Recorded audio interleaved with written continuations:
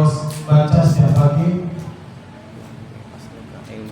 Allahumma inni as'aluka ilman nafi'an wa rizqan thayyiban wa amalan mutaqabbalan. Yaitu Nabi SAW berdoa setiap hari di pagi hari.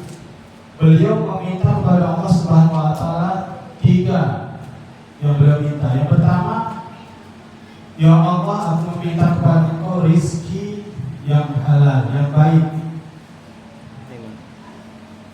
Bukan rizki yang banyak, tapi rizki yang baik, yang halal. Yang mana ketika kita memberi anak-anak kita di rumah, istri kita beri dengan makanan yang halal. Niscaya anak-anak kita menjadi anak yang soleh dan soleha, dan istri kita menjadi istri yang soleha. Kemudian yang kedua, Nabi SAW meminta kepada Allah Subhanahu wa taala yaitu ilmu yang bermanfaat. Ilmu yang mendekatkan diri kepada Allah Subhanahu wa taala.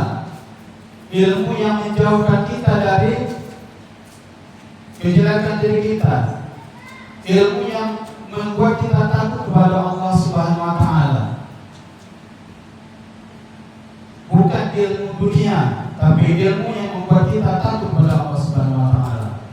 Kita lihat di zaman sekarang, orang belajar ilmu dunia sampai profesor, bahkan dia tidak takut kepada Allah Subhanahu wa taala.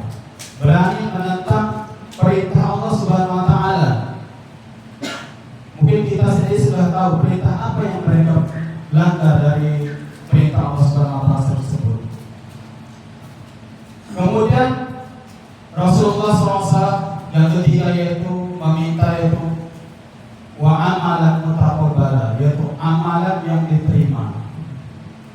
Bagaimanakah amalan kita supaya diterima oleh Allah Subhanahu wa taala?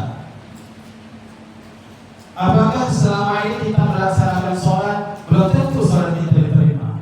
Kita melaksanakan puasa di malam hari, di siang hari, bahkan di malamnya kita melaksanakan sholat tarawih, belum tentu diterima oleh Allah Subhanahu wa taala.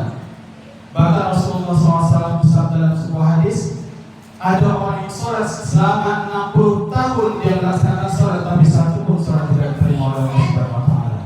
Bagaimana kita di malam hari ini?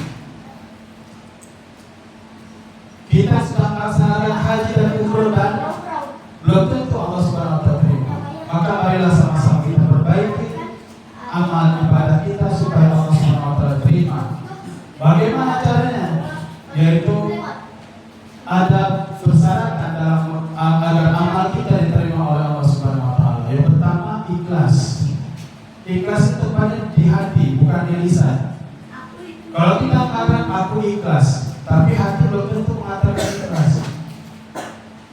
Yang kedua, ittiba Rasulullah, yaitu mengikuti tata cara Rasulullah SAW. Sebagaimana Rasulullah SAW bersabda, yaitu dalam sebuah hadis yang beliau SAW melaksanakan sholat, memperagakan kepada sahabatnya. Beliau sendiri mengatakan, "Shollu kama ra'aitumuni usolli." Sholatlah kalian sebagaimana kalian aku sholat.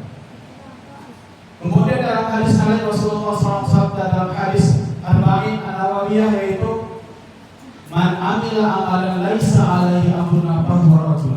Barang siapa yang melaksanakan suatu amalan yang mana amalan tersebut tidak contohnya dari kami, kata Rasulullah, maka amalan tersebut bertolak. Jamaah yang dirahmati Allah Subhanahu wa taala, marilah kita bersama-sama memperbaiki kualitas ibadah kita sebagaimana etis yang Rasulullah SAW berdoa, yaitu meminta ilmu yang bermanfaat. Marilah sama-sama kita belajar, mempelajari selama ini ibadah kita kerjakan, sholat kita, puasa kita, sedekah kita, apakah sudah sesuai dengan yang diajarkan oleh Rasulullah SAW. Jamaah yang dirahmati Allah Subhanahu wa taala, dua persyaratan tadi mudah-mudahan bersama-sama kita memperbaiki kualitas ibadah kita, yaitu saya ulangi, yang pertama ikhlas, yang kedua untuk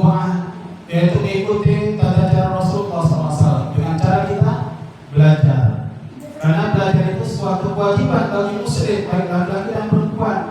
Sebagaimana Rasulullah SAW sabda, "Thalabul ilmi fardhatun 'ala kulli muslimin wa muslimatin."